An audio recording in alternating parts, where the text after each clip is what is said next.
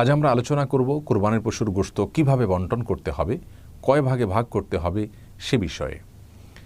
সূরাতুল হজে আল্লাহ সুবহানাহু ওয়া তাআলা ইরশাদ করেছেন, ফাকুলু মিনহা ওয়া আত'ইমুল বাঈসাল ফাকির। অন্য আয়াতে তিনি ইরশাদ করেছেন, ফাকুলু মিনহা ওয়া আত'ইমুল কানিআ ওয়াল মু'তার। যার অর্থ হলো, তোমরা কোরবানির পশুর গোশত থেকে নিজেরা খাও এবং তোমাদের প্রতিবেশী, আত্মীয় স্বজন বা যারা দুস্থ নন এ ধরনের মানুষদেরকে খাওয়াও, হাদিয়া দাও, এবং যারা দুস্থ, অসহায়, গরিব মানুষ তাদেরকে দান করো। এই আয়াত থেকে তিনটি ভাগ করার ব্যাপারে একটি নির্দেশনা পাওয়া যায়, ইঙ্গিত পাওয়া যায়। সেজন্য বেশিরভাগ উলামায়ে কেরাম বলেছেন কোরবানির পশুর গোশতকে তিন ভাগে ভাগ করা মুস্তাহাব এবং উত্তম।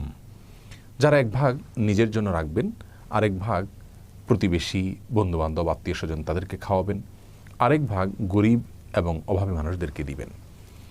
কেউ যদি তিন ভাগ পুঙ্খানুপুঙ্খরূপে না করতে পারেন, নিজের ভাগে একটু বেশি রয়ে গেল, দানটা একটু কম করলেন, তাহলে সেক্ষেত্রে কোনো প্রকার সমস্যা নেই, এর জন্য চিন্তিত হওয়ার কোনো কারণ নেই।